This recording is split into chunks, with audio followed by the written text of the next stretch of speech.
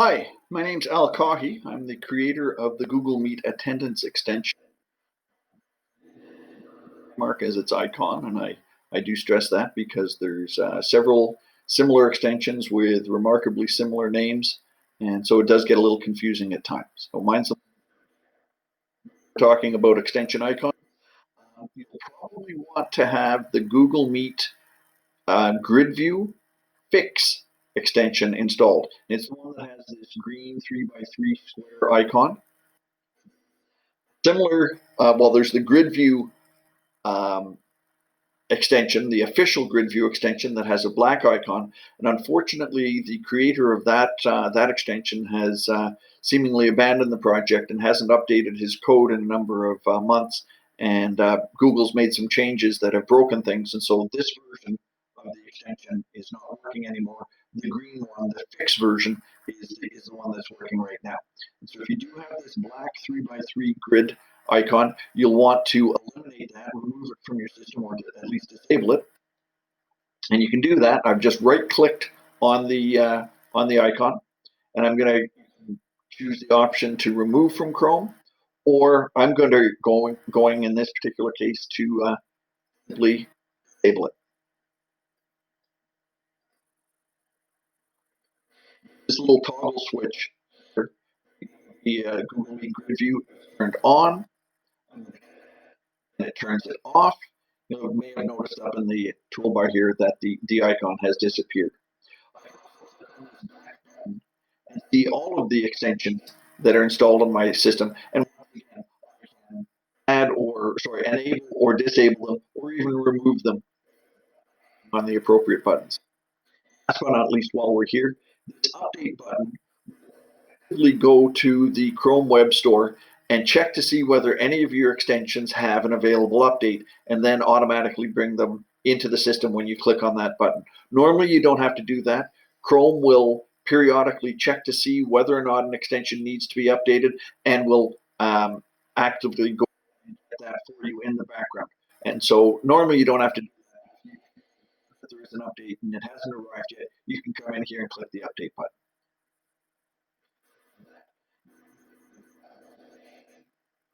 So when you're a brand new user, the first time you've installed the extension, you will be greeted with the Getting Started screen. It includes a number of pages of topics that hopefully will ease the process of getting going in the extension. For a person if you've had the extension on your system for a while, and there has been an update to the extension, well, then you'll be greeted with this screen. And so I'm just updating things to version 0.8.1. Here are the changes over in 0.8, 0.7.11, etc., etc. So you can go back and see all of the, essentially, the evolution of the. To close this tab, simply click the red X in the top right corner. To get back to the help, you can click the blue question mark to get back to the version information. The Google Meet attendance text in the bottom left corner of the screen. So here's the normal dialog. Top left corner is a drop-down menu. There's a folder for a generic class list, a section for your classes, which currently has nothing in it, and then some other options. And what I want to do right now is I want to add some classes, some of my classes in the system. And so I click on the Add option in the drop-down menu, and then I enter the name of my class. And once I've got the name of the class, as I like it, I click on the little document with a green plus icon here in the toolbar, and the class has been added. You go back to the drop-down menu now. My class has been added to the system. And I can keep doing that for all of the classes. There is no limit to the number of classes that you can add. There is no prescribed format names of your classes. So here I've just created a class called and then clicked on the icon, and that's been added to the list. Now, it doesn't really make an awful lot of sense to call one class your test class and the other one another class. going to be particularly helpful moving on forward. What I tend to do with mine is the class code and or the period, or maybe the section number for the I can click this little document to add it, add the class, or if I change my mind and say, nah, I don't want to do this one, click on that little red X, and the class is added to the list. Now, if you get an entry in your drop-down menu that you've got a typo, or you've decided that no, I don't want to have it in that, say, well, this another class, that's really not particularly helpful.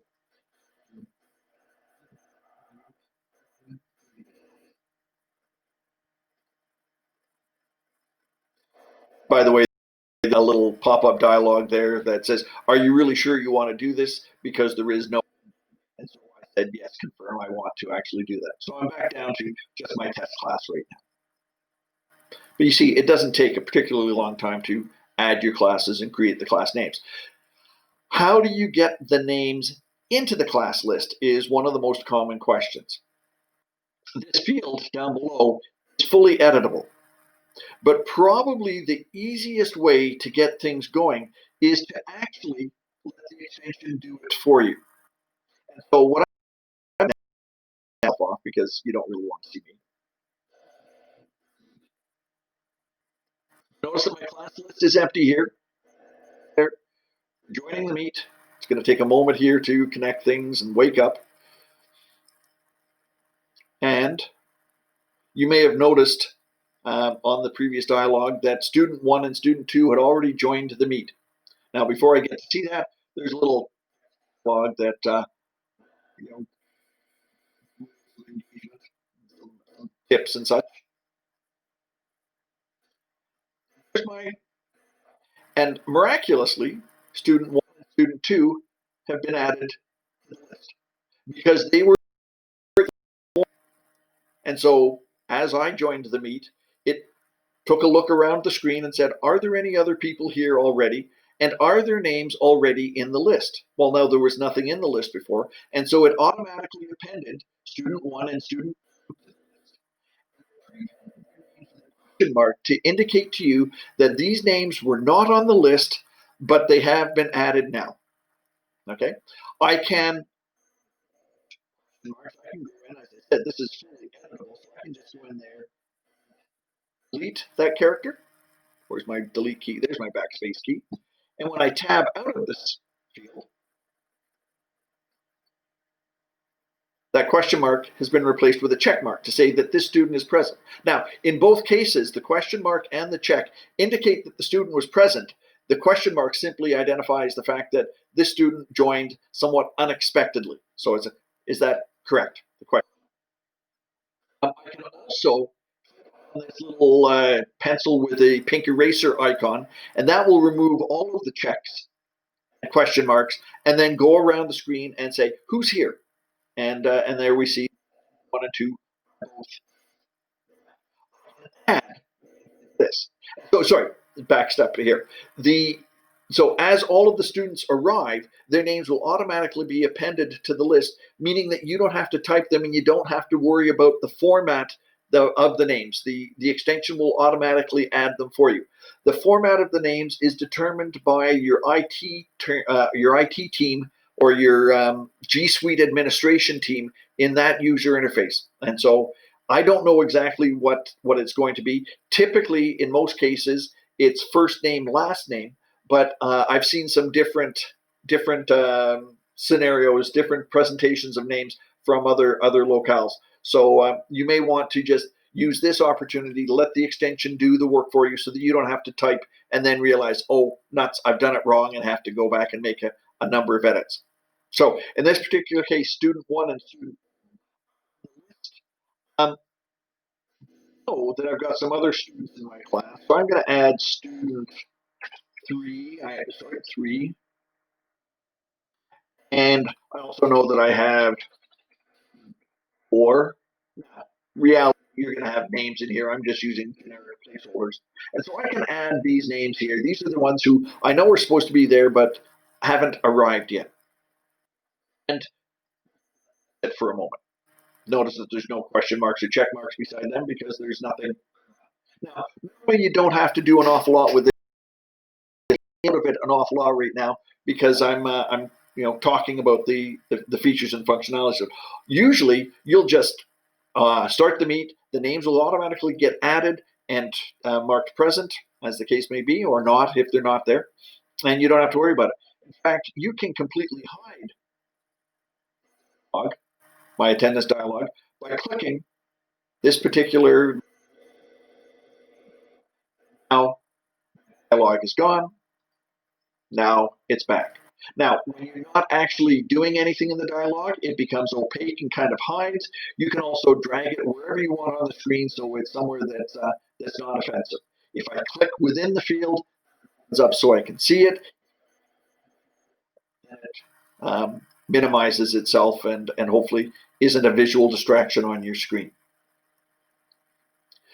At this point, I only have a couple of students in my class, and that's fine.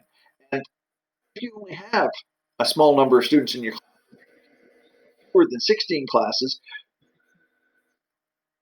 tiled layout in the built-in tiled layout in Google Meet. So I'm clicking on the vertical ellipsis in the bottom right corner of the window.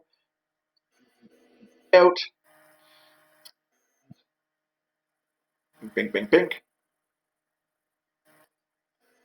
Tiled layout. And now all of the students will stay on the screen in a tile, a 4x4 grid, showing you who is there. And it's important that the students are on the screen because as they arrive, I check to say that yes, student number 1 has arrived at this particular time. And then once per minute, I will go back and I will basically iterate through the screen to see who is still there. And so if a student joins a couple minutes later, they will appear as arriving late. If a student's there for a while and then closes their window, they will fall off the screen and or be marked time minute check when I did. If you've got fewer than 16 students or 16 or fewer students, Google has announced shortly to include a maximum of 49 students. But in the interim, if you have more than 16 students, will not all be on the screen properly. And so for that purposes, you have to use, or for that reason, you have to use the grid view fix version of the extension. And so here is the icon for the grid view extension within the Meet. Notice that there's the slash right now indicating that it is disabled. So if I click on that icon, it'll take a moment or two here likely to rearrange itself and get the optimal placement of the students.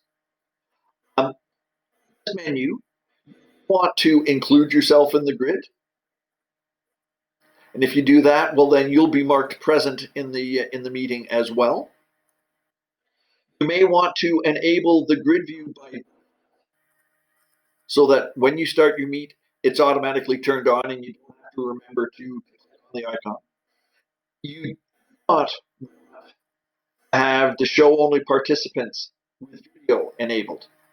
In fact, you must not have that enabled because if I click right now, you see that student 1 and student 2 fall off the screen. And when I get to my next 1 minute check, they would be marked as absent or having left the meet. So you have to have this option checked. Oops, sorry, and I disabled that. Careful, this is a little bit finicky. You can if you. So we have participants disabled. I've got myself included so that I'm marked and present, and I now have it enabled default so that when I reload or start another meet in the grid view extension can be available at all times. I'm going to quickly jump over to another window for a moment, and I'm going to have in the meet. Doing this through a private window in Firefox, and so that's why I'm getting this dialog. Normally, you will not have to admit students, or hopefully you won't have to admit all the students, but because I'm faking this demo, That's why I'm getting this little prompt. So student number, I'm going to admit them. And I'm also going to have here, student number 4 arrived. Oh, and student number 2,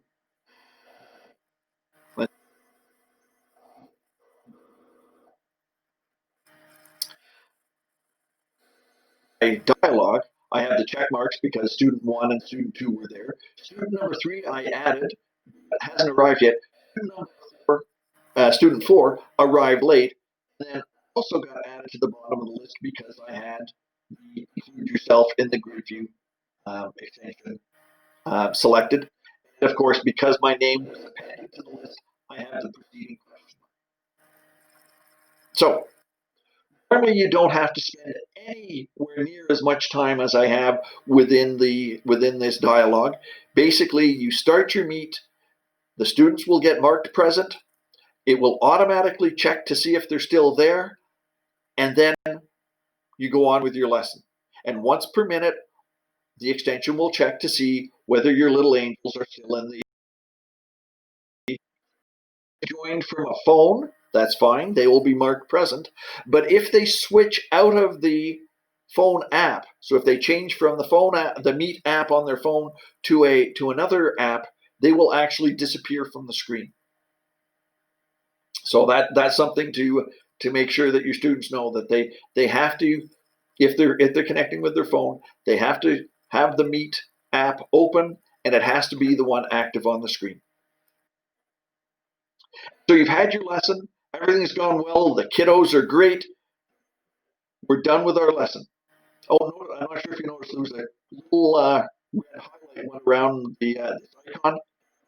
That means that was just one of the 1 minute checks. That it will that icon will flash once it's over.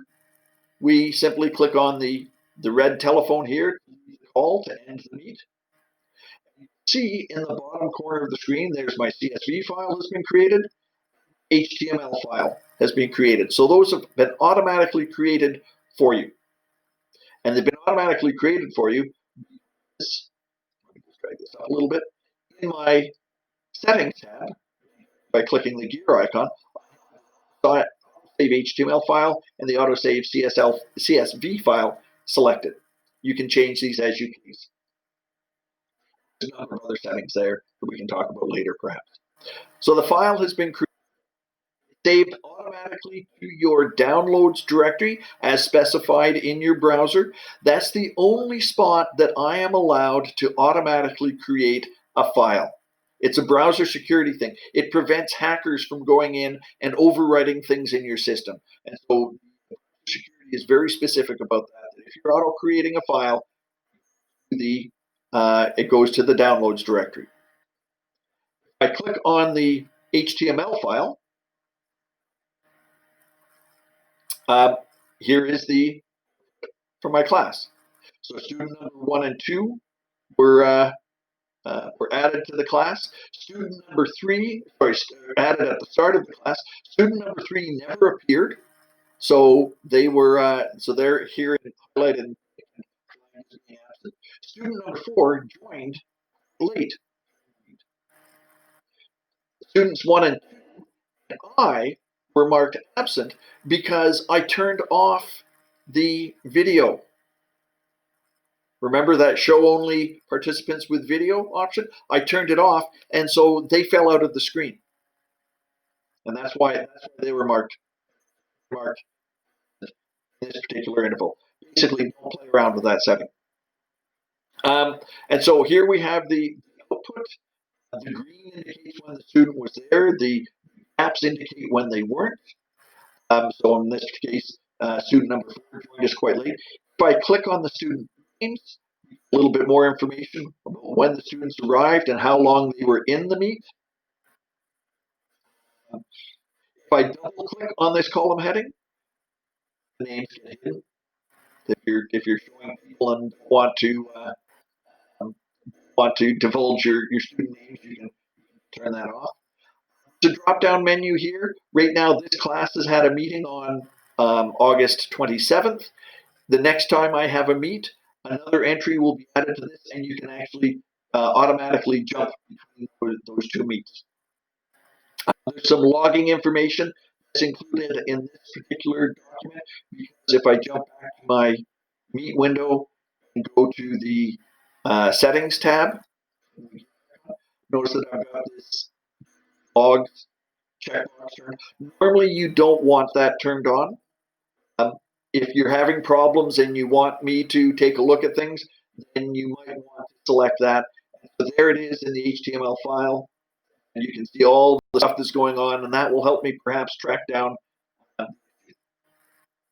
If you do have questions and concerns, the right corner of the report, there's a little envelope icon. If you click on that, it will create an HTML. Sorry, it will create an email addressed to me, and into that you can insert screenshots. You can attach the file if you're concerned about the results. It just gives you a way of getting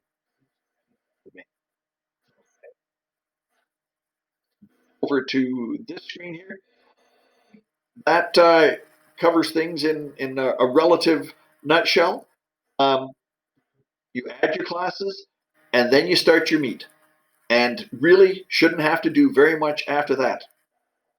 All of your class names, all of the student names associated with your classes are saved to your Google profile. So in this particular case, I'm my school profile at the Ottawa Carleton District School Board. And so if I log into another computer with the same credentials, all of my class lists and all of my names will be carried over to the machine without having to re-enter or do anything on that other machine. So you can do your lessons from home or from school and have access to your class lists. Now that does presuppose that uh, sync service is enabled. And typically, that is set by your school district or your school board. Hopefully, it is. What else do I have to tell you?